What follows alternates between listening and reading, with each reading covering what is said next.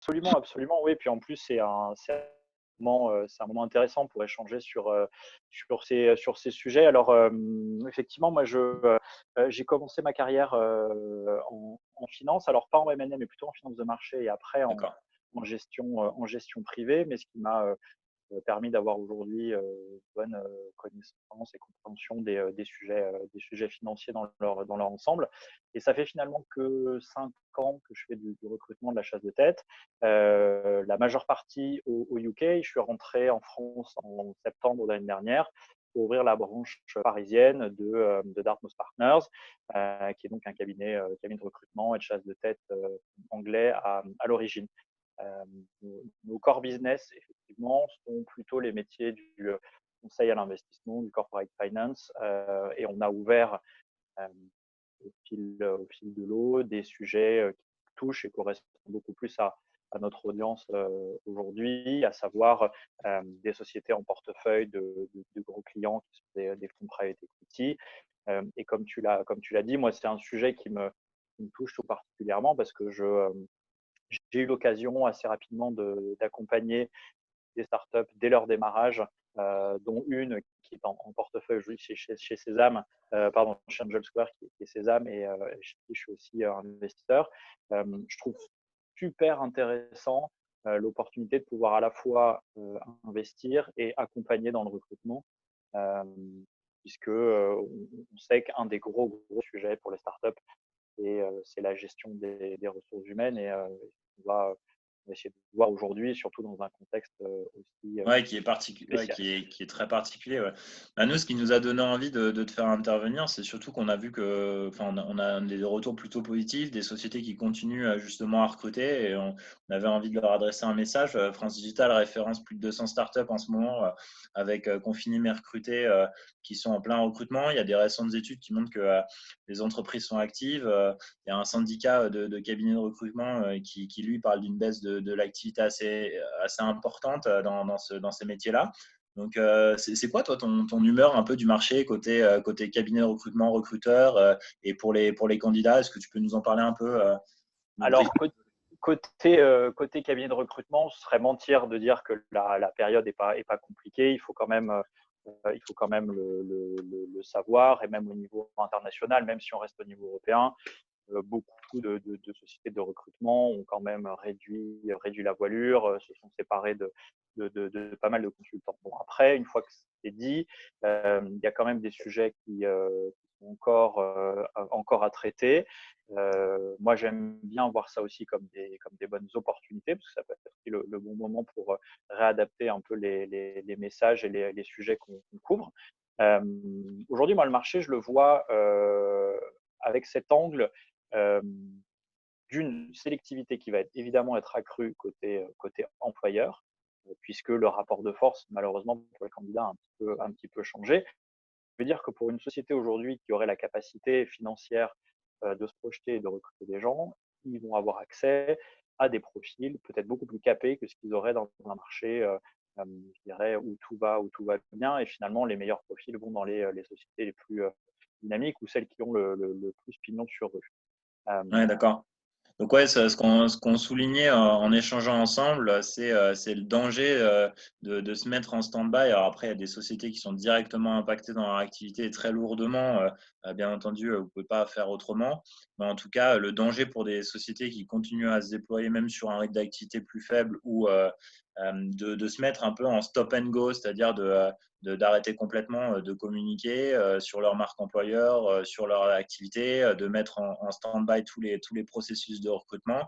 Donc, tu soulignais que c'était effectivement un danger, et puis c'est totalement plus, comment dire, moins stratégique que en ce moment, il y a des opportunités de marché. Donc, toi, tu soulignais vraiment l'importance de rester au contact. Disons qu'il y a une chose qu'il faut garder en tête, c'est que la communication aujourd'hui, c'est accru, même pour une petite société qui est en train de se créer ou qui vient de lever des fonds. Aujourd'hui, c'est très facile de faire parler de soi. Et une société qui va disparaître complètement des réseaux sociaux parce que c'est la crise, évidemment que c'est pas très porteur. Le message qu'on envoie au marché, et notamment aux candidats, c'est de dire finalement, dès qu'il y a un pépin de marché, on arrête tout, et on attend que ça passe. Il y a beaucoup de sociétés qui continuent de dire qu'elles recrutent. Et c'est aussi un très très bon moment pour repenser tout le process de recrutement. Euh, les candidats sont disponibles. Les ressources humaines, maintenant, je pense, ont passé cette période où elles ont dû gérer toute cette phase de mise au chômage partiel qui a été nouveau pour beaucoup de structures. On le sait, hein, les ressources humaines internes ont été énormément sollicitées pour s'adapter à cette nouvelle situation. Moi, le message que j'ai aujourd'hui, c'est que, déjà, pour les structures, on va dire, plus développées, repenser l'outil de recrutement, c'est le meilleur moment pour le faire. On a des outils qui sont très efficaces aujourd'hui. On se parle tous, je crois qu'il y a plus d'une centaine de personnes qui nous regardent ou qui nous écoutent. La visio va devenir l'outil numéro un pour recruter. Maintenant, il n'y a pas que ça. Les tests de personnalité sont des outils qu'on n'utilise encore pas assez et malheureusement, c'est un peu la perte d'opportunité d'aller beaucoup plus loin dans les échanges avec les candidats. Parce qu'aujourd'hui, ils ont le temps de les passer, ces tests de personnalité. Ils se passent en ligne. Il faut à peu près 1 heure pour répondre à une série de questions. Et les résultats qui sortent de ça sont très, très intéressants et vont donner des bases de discussion qui vont bien au-delà que ce que je dirais un peu le chit-chat des entretiens d'embauche classiques, des Justement, résultats de tests. ces tests, ils sont parfois discrédités. On les utilise un peu dans les processus physiques qu'on connaît aujourd'hui parce qu'on repose beaucoup sur son feeling avec le candidat. Est-ce que tu as des tests en particulier que tu recommandes? Est-ce que comment analyser ces données? Qu'est-ce qu'elles t'apprennent sur le candidat? En quoi elles sont utiles aujourd'hui alors on parlera après d'un processus qui est purement digital. Enfin, pourquoi tu les recommandes?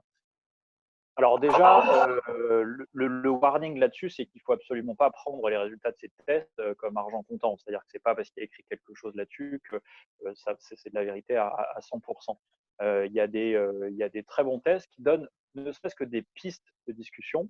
À l'époque où j'avais commencé le recrutement en France, je sais qu'on travaillait beaucoup avec Assets First, qui a une super plateforme. Alors après, nous, on a des accès professionnels là-dessus, donc on a des tests qui vont un peu plus loin que ce que peuvent avoir des petites structures qui vont avoir des accès gratuits. Mais c'est une marque qui fonctionne très bien. Moi, mon conseil, c'est de surtout pas le faire en round 1 d'un entretien d'embauche parce qu'on se fait une idée avant même d'avoir discuté avec le candidat et ça, c'est pas très, c'est jamais très bon. Il ne faut pas oublier qu'on peut déjà pas se voir, on n'a pas ce feeling de la première poignée de main, des premiers regards, de se retrouver dans une salle. Donc, il ne faut pas non plus avoir trop d'avis sur la personne qu'on va avoir au bout du fil ou sur la caméra. Le faire au fur et à mesure des entretiens, c'est très bien. Ça peut, encore une fois, ça permet d'avoir vraiment un support de discussion de choses qu'en général ne nous viennent pas trop en tête quand on a un candidat en face de nous. Euh, et ça permet aussi de challenger un petit peu le candidat, de dire voilà, vous avez passé ces tests-là, sur votre profil ressort tel et tel point sur votre personnalité, qu'est-ce que vous en pensez? Est-ce que vous pouvez raccrocher ça à des exemples sur votre CV, sur votre expérience? C'est extrêmement riche comme discussion et ce ne sont pas forcément des choses auxquelles on pense D'accord. pendant un C'est plus pour alimenter la discussion que vraiment se faire un avis et prendre pour argent comptant les résultats et en se disant que si le résultat est tel, à ce moment-là, je peux les yeux fermés recruter ce candidat. surtout pas, Bien non, non, sûr. surtout pas. Mm. Et, Surtout pas. Ju- Justement, tu parles de la relation de candidat, on parlait de ces tests techniques ou de personnalité à distance. Il y a une problématique pour des sociétés qui, sur certains profils, préféreraient attendre une rencontre physique. Comment tu maintiens le lien? Est-ce que tu as des petits conseils à nous donner comme tu le disais, il y a des sociétés qui en profitent pour recruter certains profils un peu spécialisés, on en parlera tout à l'heure, mais justement pour faire en sorte de pouvoir les garder incentivés, motivés pendant le profil avant de se rencontrer physiquement, est-ce que tu as des tips à nous donner? Alors, il y a certains métiers qui, naturellement, ont des process de recrutement longs. Dans mon cas et chez Dartmouth Partners, globalement, quand on travaille sur des process de recrutement en M&A, en private equity, en investment banking, c'est très long. J'ai des exemples de process qui ont dû mettre le candidat dans une série de 15 entretiens. Donc, ce sont des process qui vont durer entre 2 et 3 mois. Donc, un process qui commencerait maintenant, on peut tout à fait envisager d'avoir un candidat qui rejoint la société en fin d'année, sachant qu'en plus, il y a 3 mois de préavis en général en France. Donc déjà, si on sait que naturellement, on a des process de recrutement longs, profitons de ce temps où les candidats sont quand même plus disponibles pour faire ces séries d'entretiens. Et c'est beaucoup plus simple de se connecter, de faire 1 heure de visio plutôt que de se déplacer, d'aller faire 1 heure ou 2 heures de rendez-vous, retourner au bureau ou poser des demi-journées. Donc ça, c'est le meilleur moyen pour être au contact. C'est aussi le meilleur moyen pour faire rencontrer peut-être plus de gens de la structure. Évidemment, la grande question qui se pose, c'est est-ce qu'on est capable d'aller jusqu'au bout et de faire une offre à un candidat sans l'avoir rencontré? Il y a des métiers pour lesquels ça fonctionne très bien, des freelances qui vont travailler sur de l'optimisation de plateforme ou d'expérience client, sur vraiment des choses digitales. Il y a vraiment besoin de les rencontrer physiquement. Un banquier d'affaires, effectivement, qui va travailler en équipe, qui va être au bureau chez le client. Je peux comprendre que le senior management veuille le rencontrer. Mais même ça, on va, je pense, voir des process qui vont se modifier. Je donne l'exemple, là aujourd'hui, on accompagne une grande banque française sur un recrutement en fusion-acquisition. Ils ont normalement des tests techniques sur place. Les ressources humaines ont accepté de le faire à distance. On va faire toutes les séries d'entretiens par visio et en espérant que le confinement puisse s'arrêter suffisamment tôt pour pouvoir mettre en place un dernier rendez-vous physique avec les ressources humaines, parce qu'aujourd'hui, c'est leur seule façon de recruter. Maintenant, est-ce que dans 3 mois, si on nous annonce un confinement plus long, est-ce que ces sociétés-là vont pas se dire, bon, ben, on a besoin de ces ressources, tant pis, on fera un onboarding à distance, ça arrive, hein. Ça s'est vu avec des stagiaires, ça s'est vu avec des juniors. Il y a des gens qui, pour l'instant, ont commencé à travailler, mais n'ont pas encore rencontré leurs équipes. Bon. Ouais, puis il y a des solutions très bien qui existent. Il y a Slide qui est passé dans l'actualité cette semaine. Nous, on a accompagné Clévy qui a complètement automatisé l'onboarding à travers des technologies de bot, l'onboarding employé. Et puis tu disais, c'est le moment aussi de prendre des risques. On a un système en France via le préavis, le renouvellement de préavis qui quand même sécurise à peu près l'employeur et donc qui nous permet de prendre certains risques, toute proportion gardée. Et puis sur les tests aussi, c'est intéressant. Il y a pas mal de nouvelles boîtes qui se sont montées. J'ai entendu parler de LVO qui s'est pas mal fait connaître chez à Station F, qui fait du test pour vous aider à trouver vos associés, vos premiers collaborateurs et qui lance des nouveaux tests. Il y a des nouvelles sciences au-delà du MBTI qui existent. Donc, c'est vrai que là-dessus, on a une offre quand même assez riche et assez rapidement, on peut rapidement trouver des outils sympas. On a la question côté. Pardon, je te coupe, mais il y a aussi l'utilisation des intermédiaires comme nous qui avons peut-être aussi l'expérience de recruter dans des périodes difficiles. Il ne faut pas oublier qu'il y a des spécialistes de certains secteurs, il y a des offres aussi qui se sont adaptées à la situation, évidemment, des structures de fees qui sont différentes. Là aussi, il y a des recruteurs qui sont disponibles. Il faut pas hésiter. On en parlait hier pendant notre préparation. Tout ce pool de candidats qui est disponible, il ne faut pas oublier qu'il est en contact avec des recruteurs. C'est très difficile pour une startup qui est déjà à se demander comment est-ce qu'elle va survivre à ces mois d'un peu de crise, et en plus de devoir aller chercher des gens qui finalement communiquent moins, sont moins visibles sur le marché. Faut surtout pas oublier qu'il y avait des gens qui étaient à la recherche d'emploi avant la crise du coronavirus et d'autres qui le sont depuis le démarrage. Nous sommes en contact avec ces candidats. D'ailleurs, il y a une question sur le recrutement long, le fait d'aller chercher des gens qui ont un gros background, une grosse expertise en grand groupe. Et tu me parlais hier d'un exemple d'une agence d'outplacement que tu peux, les exemples, tu peux nous en parler un peu plus en détail, mais effectivement, des profils très expérimentés qui, aujourd'hui, sur une phase de transition, voire peut-être un repositionnement, une révision de la façon dont ils voyaient leur carrière avant, peuvent être intéressés par les profils de boîtes jeunes, des startups et autres, et prêts à s'aligner sur les conditions aussi de salaire et autres que peuvent leur accorder ces boîtes. Absolument. On a chez Dartmouth Partners à Paris, on a monté des partenariats avec des cabinets d'outplacement. Juste pour petit rappel, le cabinet d'outplacement est payé par l'employeur pour accompagner le candidat dans sa mue professionnelle. C'est-à-dire qu'en général, il peut y avoir un plan de licenciement suite à un rachat, une fusion, une acquisition. C'est souvent le senior management qui trinque. Un des deals qui est fait, c'est que la boîte va payer 6 mois d'accompagnement. C'est vraiment du pur conseil au retour à l'emploi. Ils sont des gens qui ont souvent fait carrière pendant 10, 15, 20 ans, voire plus dans un même groupe, qui ont des postes extrêmement stratégiques et qui veulent aussi profiter de ce coup d'arrêt pour repenser la suite de leur carrière et mettre à profit leurs exceptionnelles compétences au profit de projets un petit peu plus entrepreneuriaux. Et alors, Et ces employés. ça, Ouais, et ça, en tu te fait, c'est hyper intéressant. C'est hyper intéressant pour des structures qui se montent parce que on le sait, un des gros problèmes des startups, une fois qu'elles ont levé des fonds, c'est qu'il faut croître, il faut recruter vite pour justifier tout cet apport de fonds. Et souvent, c'est recruter mal. Là, aujourd'hui, on a la chance de se dire, OK, les recrutements, ils vont être validés uniquement s'ils sont stratégiques. Ces gens-là ont des visions stratégiques, sont prêts à l'emploi, si je puis dire, sont disponibles et sont évidemment moins chers qu'un profil équivalent sur le marché.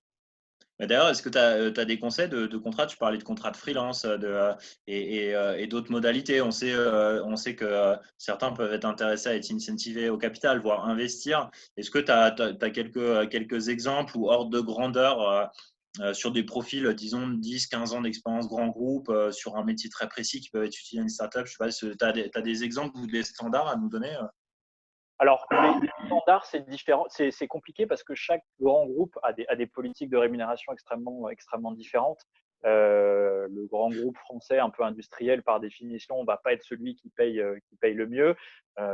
Et donc, l'opportunité de recruter un ancien directeur commercial ou un directeur de la stratégie, un directeur du marketing, sont des gens qui sont tout à fait abordables et beaucoup moins chers que des jeunes banquiers d'affaires. Je D'accord. ne vais pas te donner de chiffres parce qu'encore une fois, c'est du cas par cas et je serais ravi d'échanger après Bien sûr. vraiment au cas par cas avec les gens qui ont des questions parce que chaque secteur va être différent. Donc, OK. désolé, je botte un peu en touche, mais parce que Non, non, mais tout ce très bien.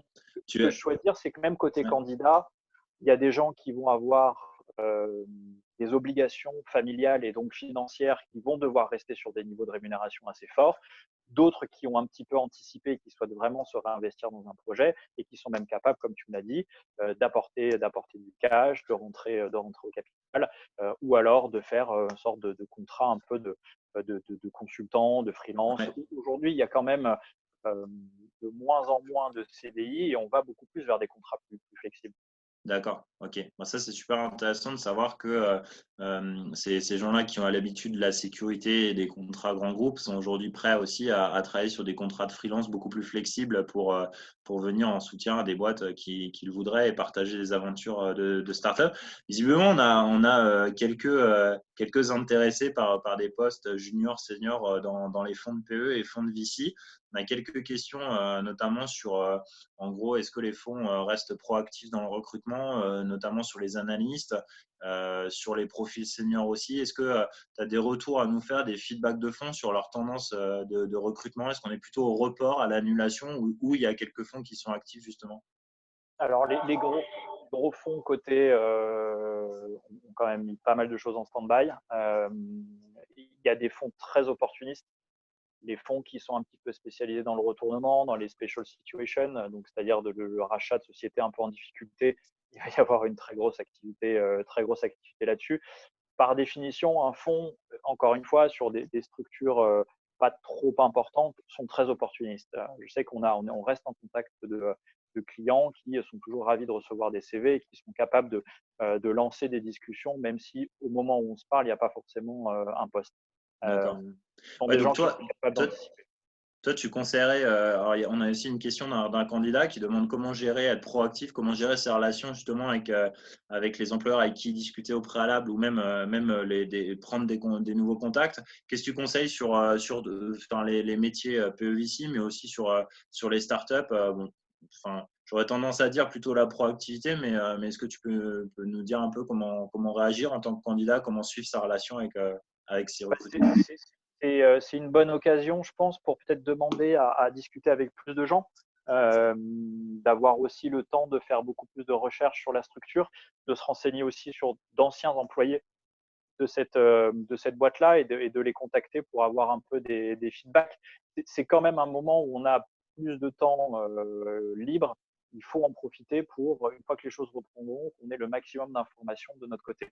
Un candidat qui effectivement va en profiter pour parler à tous les analystes, par exemple du fonds qui target, pousser un petit peu les ressources humaines pour organiser des visios avec d'autres personnes. Et malheureusement, côté candidat, on est un petit peu Ouais. bloqué dans le sens où la balle est dans le camp de l'employeur. Et mieux se préparer. Enfin, en gros, ce que tu dis, c'est le rester en contact, c'est valable pour l'entreprise comme pour le candidat. En gros, profiter de cette période-là pour prendre des contacts. Les gens prennent beaucoup plus le temps d'échanger, de se parler. Et donc, on attendra peut-être d'un candidat aussi qui soit mieux préparé à ses entretiens post-confinement, à voir s'il a saisi des opportunités de prise de contact, d'échange avec des gens de la société. On va avoir beaucoup plus de candidats sur le marché à la sortie. Donc, celui qui s'est fait un petit peu oublier, malheureusement, passera pas en premier.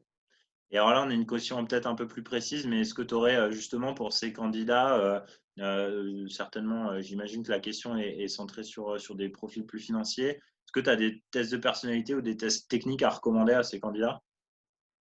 Bah, personnalité, pour le coup, comme je parlais là d'Assess First. Alors, les fonds font pas forcément passer de tests de personnalité, mais des tests techniques, oui. Après, c'est surtout de la modélisation, et Ouais, ça, ils ont normalement l'habitude de le faire.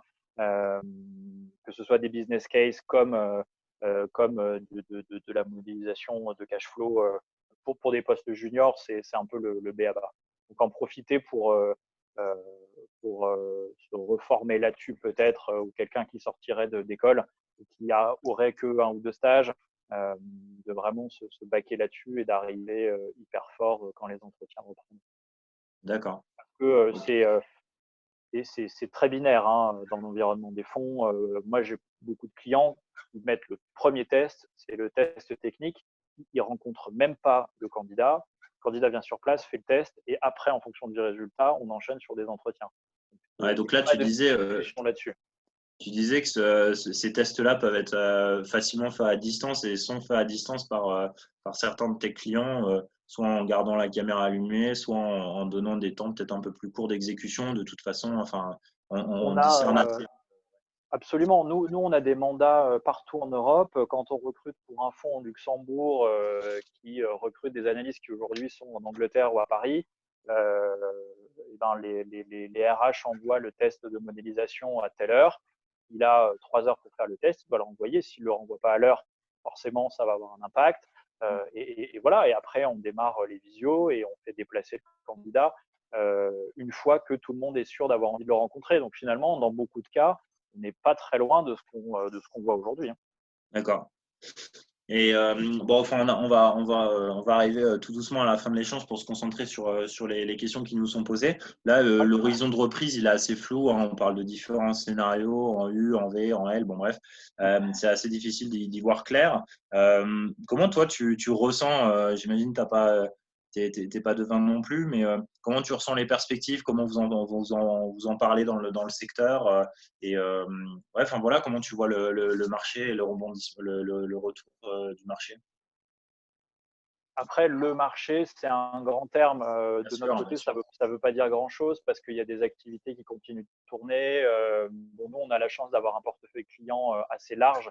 Donc, c'est vrai que quand il y a une industrie qui pique un peu du nez, il y a le reste qui peut se rattraper. Il y a des marchés internationaux. Il y a des pays qui continuent de tourner, d'autres moins. Certains pays européens qui commencent déjà à tout réouvrir. Donc, c'est sûr que si on est sur du franco-français, malheureusement, et si je prends mon axe un peu financier, 2020 risque de ne pas être une super année, que ce soit pour le recrutement comme que pour les employeurs. Maintenant, il faut peut-être aussi en profiter pour revoir ses plans de carrière et aller vers de nouveaux horizons. Je sais pas. Malheureusement, j'ai pas de boule de cristal, mais si jamais j'ai une épiphanie, je ne manquerai pas de le dire. Ça marche, ça marche.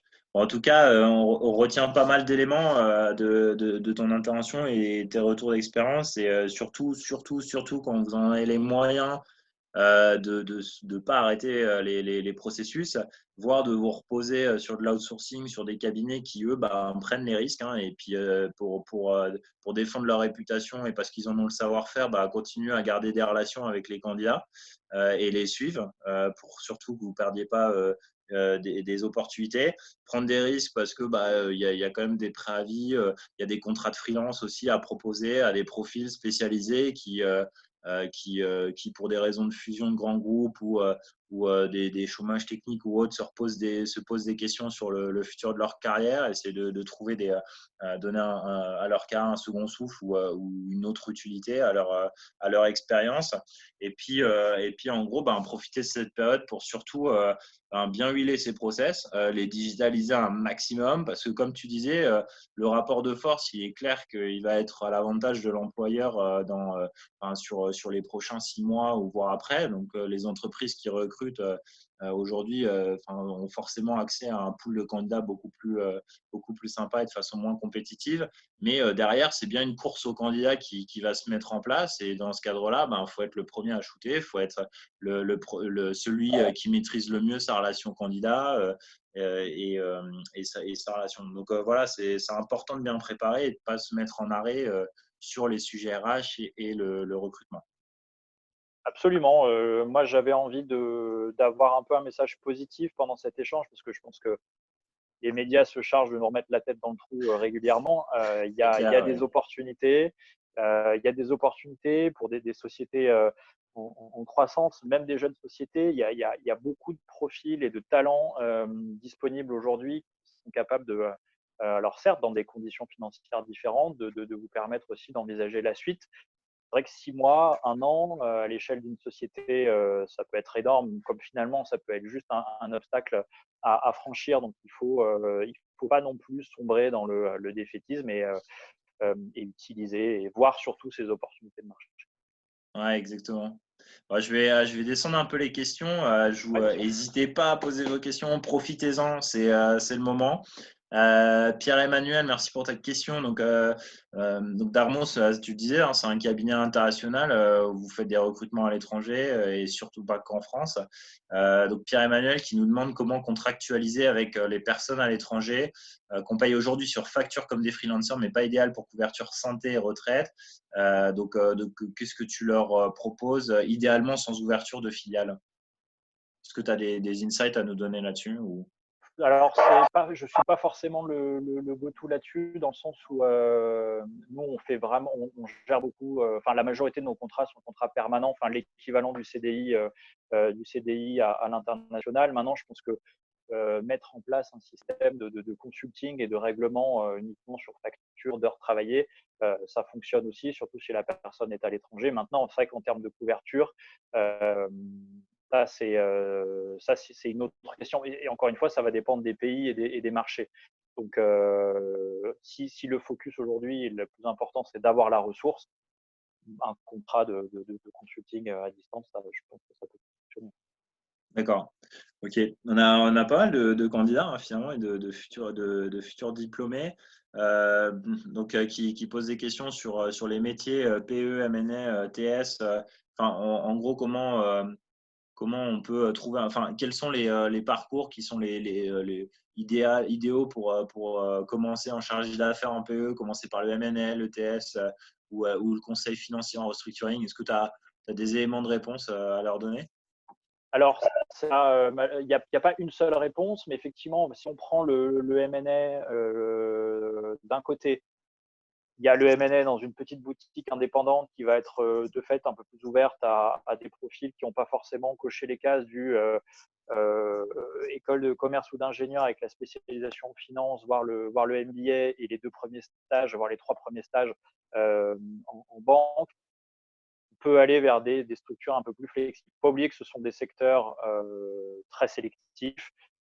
Les profils que j'ai donnés voilà, sont bien évidemment à adapter en fonction des marques employeurs, où certains vont vouloir, pareil, en plus on est dans un pays où on aime bien les classements des grandes écoles, malheureusement c'est difficile d'en réchapper. Ce que voit un employeur quand il est partenaire d'une boutique de M&A ou même quelqu'un qui a monté son fonds ou qui est senior manager dans un fonds, Les gens qui sont passés par la prépa ont des grosses capacités de travail, sont organisés, sont plutôt carrés, on fait l'école de commerce qui va bien derrière et on fait des stages. Ce sont des marchés qui aujourd'hui recrutent très jeunes pour former les gens et les garder après en interne. Le meilleur moyen pour rejoindre un fonds aujourd'hui, c'est d'y avoir fait son stage. Après, D'accord. quand on rentre dans l'environnement cabinet de conseil, si je prends l'exemple des Big Four, dans lesquels il y a de très belles carrières à faire, l'audit peut être une première porte d'entrée pour après bifurquer vers le transaction services ou de rentrer directement dans le transaction services. Mais il faut avoir quand même un background académique orienté finance et corporate finance. D'accord. Donc, pour toi, même pour rentrer dans le private equity, le TS, le M&A, c'est des bonnes écoles. Si tu as fait tes premiers stages en M&A ou en TS, ou voire même en private equity, parce qu'il y a aujourd'hui pléthore de structures où tu peux avoir fait du private equity dans une boutique, il n'y a pas forcément pignon sur rue, mais tu as pu avoir beaucoup d'exposition au deal et finalement avoir plus appris que quelqu'un qui serait rentré en stage au sein d'une grande banque française ou d'un grand fonds. C'est au cas par cas, ce sont des employeurs qui veulent voir des candidats proactifs, smart, mais smart dans le sens débrouillard. Il y a beaucoup de business case pendant ces process de recrutement pour voir la façon dont les candidats vont réagir. Et rejoindre un graduate programme, c'est aussi un très très bon moyen de rentrer dans une banque. D'accord. Sur le recrutement, tu as des marchés à l'étranger qui répondent mieux que le marché français pour des postes à l'étranger. Comment… En Europe, il y a toujours des sujets, et en plus, comme le M&A ou même le private equity, on va dire par définition, sont quand même des activités cross-border. Donc aujourd'hui, c'est rare, enfin c'est rare. Il y en a évidemment, ils sont spécialisés de ça, mais de faire que du franco-français, c'est assez rare. Donc les branches internationales de boutiques ou de fonds, il y en a partout en Europe, au UK, en Allemagne ou dans les pays nordiques. Il y a des sujets. Il y a des sujets. Je sais que notre bureau à Francfort a des mandats en ce moment. D'ailleurs, j'invite tous ceux qui nous écoutent et qui sont en recherche d'emploi sur ces sujets-là comme d'autres, de ne pas hésiter à nous recontacter sur le Ouais, bien info à sûr. Dartmouth Partners, que ce soit pour Francfort. Aujourd'hui, on a des bureaux à Francfort, Paris et Londres. Et de là, on couvre un petit peu toute l'Europe. Ouais, donc ça peut être pas mal pour un candidat français qui est bilingue dans la langue du pays, enfin d'aller rechercher, enfin d'aller candidater chez vous ou d'aller chercher des opportunités aussi à l'étranger.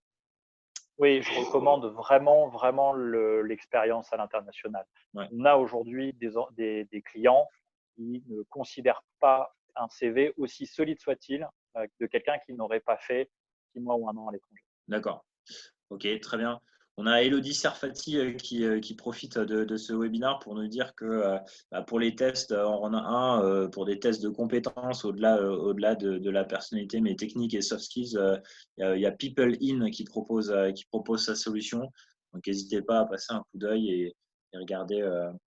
Il y en a beaucoup. Moi ce que je recommande là-dessus, c'est de les essayer. Bien Il ne sûr. faut pas que ce soit un truc trop lourd. Alors aujourd'hui, encore une fois, les candidats ont du temps. Il ne faut pas oublier qu'en temps normal, c'est quelque chose qui fait entre deux rendez-vous. Il est obligé d'arrêter parce qu'il y a quelqu'un qui rentre dans le bureau. Moi, je les ai passés à une époque où je bougeais de boîte. C'est pas pratique.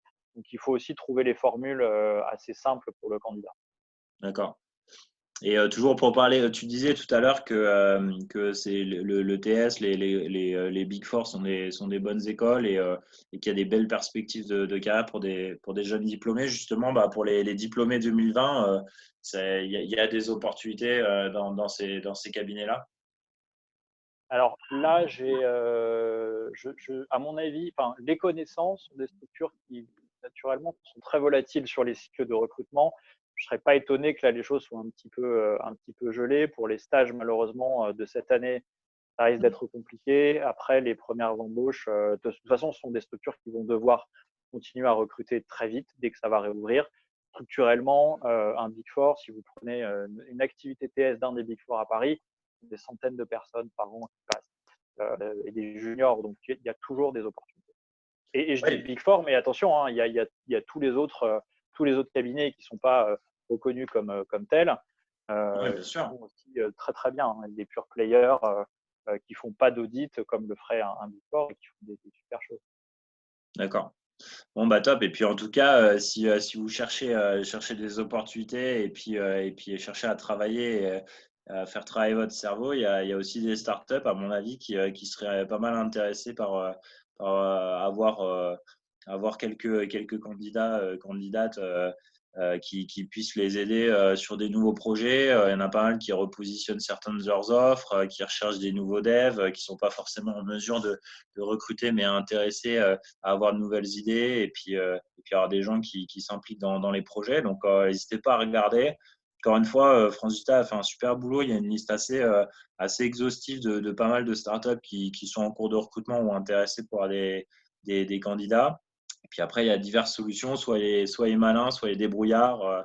Comme tu le disais, c'est une période aussi, on peut réfléchir à d'autres alternatives que sa grande carrière en grand groupe qu'on imaginait et voilà, il y a plein d'alternatives possibles, donc pas hésiter à être malin, quoi. De toute façon, c'est celui qui sera le plus proactif qui gagne, hein. Enfin celui ou celle qui gagne aujourd'hui. Ces métiers-là, tout le monde leur court après. Mm. Il y a toujours sur le papier un CV meilleur que le sien. Donc il faut trouver, hein, voilà, en sales, comme on dit, quand on ne peut pas rentrer par la porte, il faut rentrer par la fenêtre. C'est pareil quand on cherche du boulot où on sait qu'il y a 100 candidats pour un poste et encore 100 candidats. Moi, on le voit nous régulièrement, on poste peu d'annonces au sens envoyez votre CV sur cette annonce-là à Paris parce que dès que c'est sur du private equity ou du M&A, on reçoit des centaines de CV. En plus, il faut aussi garder en tête que même côté recruteur, quand les périodes sont fastes, nous, on reçoit des quantités énormes de CV. Donc en plus, on peut se noyer dans la masse, Ouais. que Ouais, ce puis je soit le pense que c'est le... junior comme le senior d'ailleurs. Oui, puis je pense que c'est le même cas aujourd'hui pour pas mal de startups, hein. Enfin, c'est des postes et des aventures qui plaisent de plus en plus aux nouveaux diplômés d'université ou d'école. Et donc, ben, vous n'êtes jamais seul, en fait. Donc, donc ouais, c'est le moment de vous renseigner sur ces boîtes, de tisser des relations personnelles avec des employés, avec les dirigeants en question, et puis voilà, et de faire la différence, quoi. Et, Ouais, euh, et ouais, exactement. Moi, j'invite encore une fois les employeurs à vraiment profiter de cette période-là pour repenser leur façon de recruter, de ne pas hésiter à nous contacter pour discuter de, voilà, s'ils ne savent pas comment faire, on est aussi là pour les accompagner. Il y a des entreprises aujourd'hui qui utilisent vraiment le télétravail, même dans les process de recrutement. Donc, n'hésitez pas. Et il y a encore une fois de très très beaux profils dispo. bon, bah, Bon, bah super, vous l'avez compris. L'objet n'était pas de faire des rappels sur le chômage partiel ou quoi que ce soit aujourd'hui, Non, mais embauchons. d'avoir un message super positif sur le recrutement. Il y a des candidats, il y a des startups qui recrutent. Il ne faut rien lâcher. Encore une fois, il faut montrer encore plus de résilience et de combativité. Et on le disait pour nos amis entrepreneurs qui nous écoutent, surtout, ne pas arrêter quand vous le pouvez, de rester en contact avec le marché, avec les candidats, avec des partenaires comme Dartmouth ou d'autres qui vous aident dans vos process de recrutement. Recrutez bien, recrutez utile et stratégique, comme tu disais. Je pense que à une époque où on avait un accès facile au cash, on avait vite fait d'externaliser sur nos collaborateurs le process de recrutement et puis recruter à tout va et quitte à augmenter le turnover. Bon, bah là, dans des situations où on essaie de dépenser au mieux son cash, je pense qu'il y a beaucoup de travail à faire sur le recrutement. Pas oublier que le capital humain, c'est certainement une des plus grosses ressources et leviers de réussite pour une entreprise. D'où l'intérêt de se concentrer sur les process et nouveaux outils et porter attention à vos futurs recrutements. Donc voilà. Et Ouais, absolument. Recruter, on recrutera un peu moins, mais sûrement des profils de meilleure qualité. d'accord. Et alors, Jérôme pose des questions sur Angel Square. Je vais te répondre rapidement, Jérôme. En gros, Angel Square, non, ce n'est pas un fonds VC. On ne gère pas l'argent de nos investisseurs. On a vraiment deux casquettes. Pour nous, l'objectif, c'est vraiment de faire en sorte qu'il y ait des actionnaires pertinents et smart dans le capital des startups. Et donc, on a réuni autour de nous une communauté de près de 600 investisseurs qui ont tous une expérience entrepreneuriale de conseil ou autre, qui ont géré, dirigé des boîtes. On s'est ces dernières années aussi entouré de VC dans différents pays qui ont accès aussi à ces opportunités. et qui travaillent avec nous pour investir sur des stages un peu plus importants et des séries A. Et cette combinaison fait que on essaie de faire en sorte qu'il y ait les meilleurs actionnaires autour de ces boîtes et que l'entrepreneur il perde un minimum de temps. Donc, tu as toute une équipe qui accompagne les entrepreneurs dans ce process, packager le deal, structurer la documentation comme une banque d'affaires ou un leveur de fonds. Et puis, vraiment, on accompagne sur tout le process. Et après, on a développé une autre casquette qui est notre vision plutôt moyen-long terme et qu'on commence à activer, où en gros, on investit notre argent aux côtés de nos investisseurs dans 2 configs qui sont les clubs retrouvés sur le site, qui sont portés portés par d'autres investisseurs pertinents, des business angels sérieux qui ont un sacré track record et avec qui on travaille. Il y a aussi des startup studios avec qui on travaille pour les aider à administrer et à gérer leur pool de co-investisseurs. Et puis, on investit en direct en fintech et en impact avec Angel Square Capital. Voilà, donc c'est un fonctionnement un peu différent, alternatif aux VC qui font de la gestion pour le compte de leurs clients et qui investissent pour le compte de ses clients, ces LPs. Mais avec plaisir pour en rediscuter à l'occasion. Voilà, je pense qu'on a déroulé, ça fait 45 minutes, on a essayé d'être efficace. Tu voulais peut-être nous donner un dernier mot, Claude? Non, ravi d'avoir pu échanger et encore une fois, s'il y a des questions derrière, que les gens n'hésitent pas à me contacter. Exactement. J'ai un peu plus de temps en ce moment, donc je peux répondre aux questions. Et voilà, je pense qu'on va réussir à trouver un moyen de faire avancer tous les projets en cours.